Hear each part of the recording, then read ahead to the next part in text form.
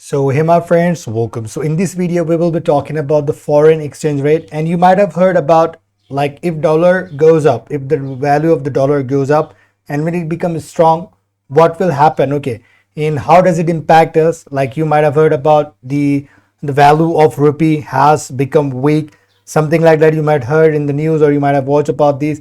And what about the depreciation or the revalue appreciation, a devaluation or revaluation of the currencies?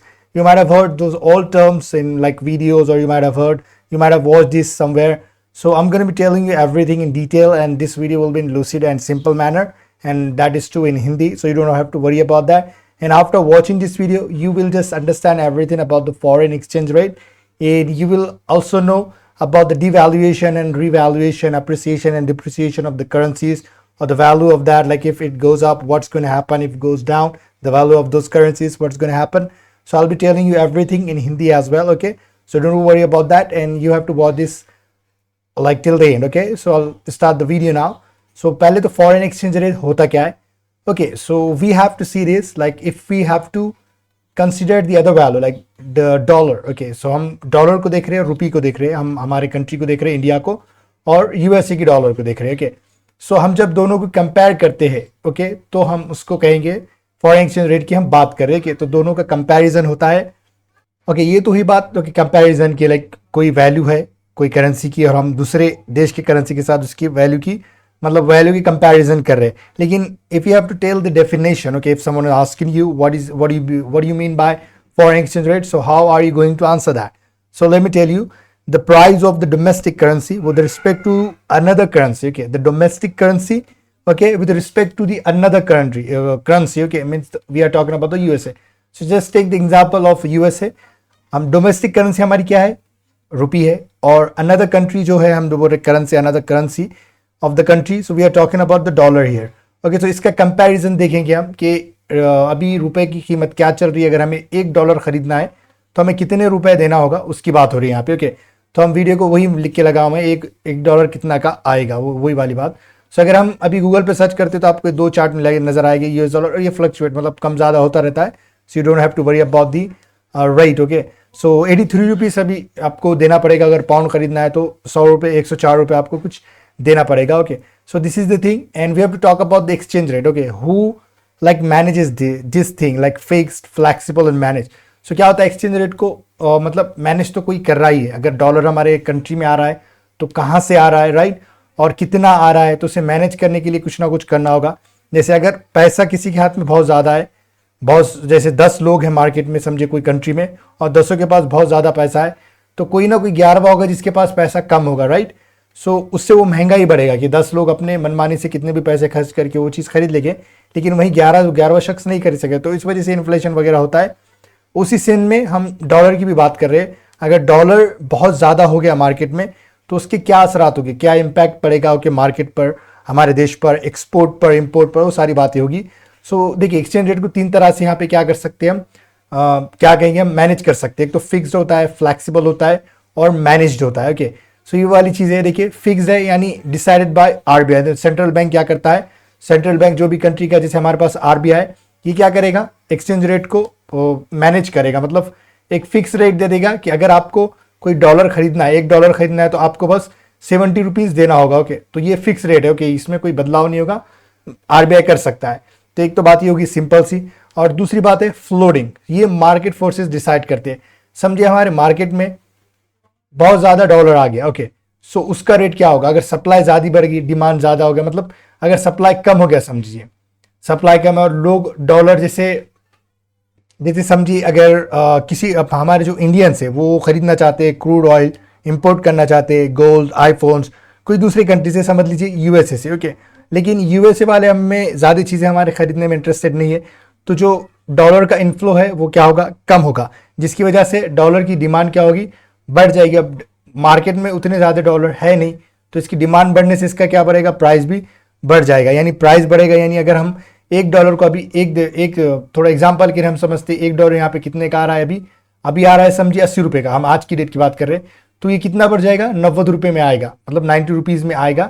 अगर scarcity बढ़ जाती है, अगर dollars market में नहीं है और उसकी डिमांड बहुत बढ़ रही है, राइट, तो क्या होगा, ये 80 रुपीज़ से क्या हो जाएगा, ये सीधा 90 रुपीज़ में, मतलब 90 रुपीज़ में मिलने लगेगा।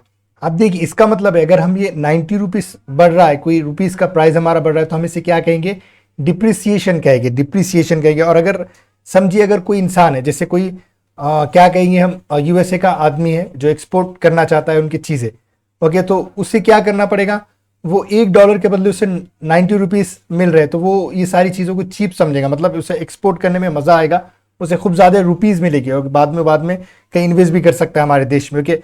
सो ये एक्सपोर्टर को ना ये सारी चीज़ें चीप लगती है, ओके। ओके, सो इतना समझ में आया। हमने अभी क्या देखा, डिप्रिसिएशन की बात कर रहे हैं। जब भी हमारा डॉलर, समझे $1 आपको 80 रुपये में मिल रहा है, लेकिन कभी वो उसका रेट बढ़ के 90 रुपये हो गया, तो रुपी का वैल्यू क्या हो गया, वहाँ पे डिप्रिशिएट हो गया, यानी डिप्रिसिएशन हम उसे कहेंगे। और इसी का उल्टा कर दीजिए, अगर $1 हमें जैसे 70 रुपये में मिल रहा है, ओके, $1 अगर हमें 70 रुपये में मिल रहा है, तो हम इसे क्या कहेंगे कि अप्रिसिएशन हो रहा है, हमारी क्या करेंसी का अप्रिसिएशन हो रहा है, यानी हमारी करेंसी क्या हो रही है, स्ट्रेथन हो रही है। स्ट्रेथन यानी मतलब ताकतवर बन रही है। तो ऐसे समझिए, इसे अगर कोई एक्सपोर्ट कर रहा है तो उसे हमें उसे सिर्फ 70 रुपये में, मतलब $1, समझे कोई चीज़ आ रही है सिर्फ $1 की, ओके, तो हम अब इसे कितने रुपए देंगे, सिर्फ 70 रुपये देंगे। लेकिन अगर से वहीं समझिए हमारी करेंसी अगर वीक हो जाती है, तो हम क्या कहेंगे, उसे 90 रुपये देना पड़ेगा वही चीज़ खरीदने के लिए या बेचने के लिए, something like that, right? You might have understood now. So this is the definition for depreciation and appreciation, like detailed explanation about this.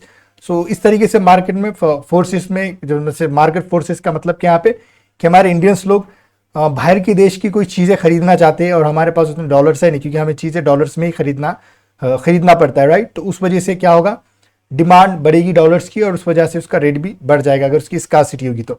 Okay, सो अब देखिए मैनेज में क्या होता है, may be intervene central bank, okay, मतलब central bank के जरिए क्या हो सकता है, यहाँ पे इंटरवीन हो सकता है, मतलब इंटरवीन यानी वो कुछ आकर कर सकते हैं, मतलब आरबीआई क्या करेगा, बहुत ज़्यादा रेट बढ़ गया तो उसे कम करने के लिए पूरे डॉलर्स खरीद लेगा। अगर मार्केट में डॉलर्स कम है तो डॉलर को बेचेगा, right?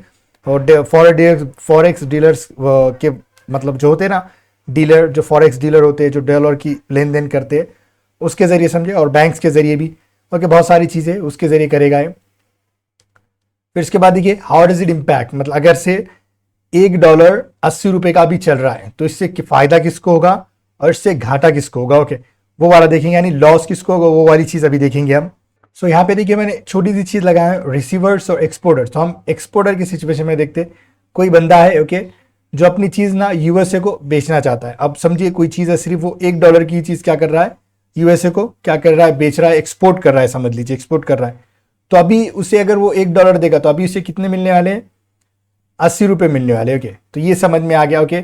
If dollar rate increases, okay, if dollar rate increases what's gonna happen, मतलब अगर $1, अब यहाँ पर क्या है, ये नॉर्मल सिचुएशन है। अब सिचुएशन हम एक पर आ जा रहे हैं, मतलब हम सिचुएशन की बात कर रहे हैं। समझिए कि यहाँ पे डॉलर का रेट क्या हो रहा है, बढ़ जा रहा है, राइट? $1 का रेट यहाँ पे बढ़ रहा है, मतलब अब क्या होगा, $1 कितने का आएगा, 90 रुपये का आएगा। समझिए $1 कितने का है, 90 रुपये का आने वाला है।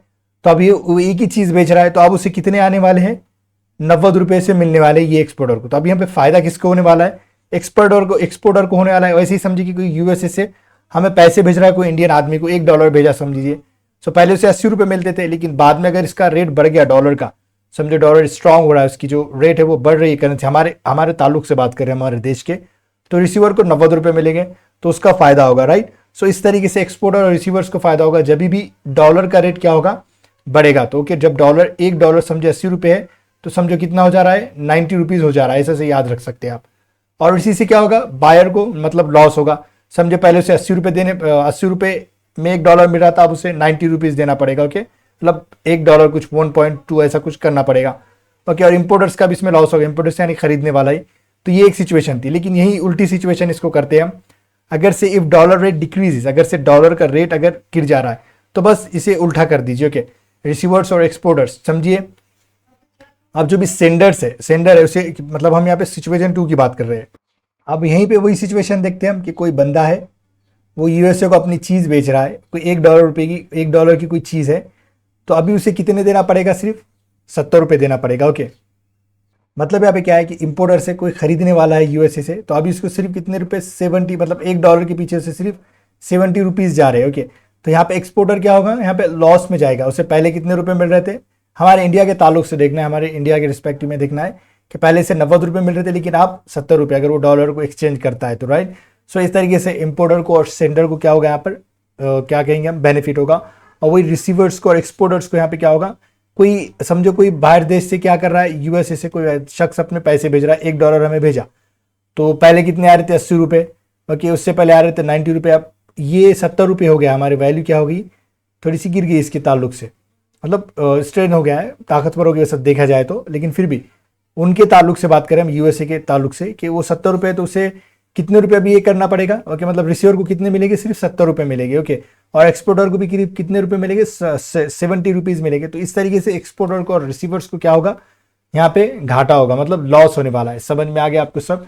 ऐसा एक एग्जांपल याद रख सकते हैं आप कि कोई शख्स है यूएसए से आपको पैसे भेज रहा है, ओके, और आप लेने वाले, आप पैसे लेने वाले, $1 आपको मिल रहा है, पहले $1 का आपको 80 रुपये मिल रहे थे, फिर उसके बाद जब रेट बढ़ गया तो 90 रुपये, लेकिन आप सिर्फ 70 रुपये, तो आप सोचिए रिसीवर का यहाँ पे घाटा होने वाला है, राइट।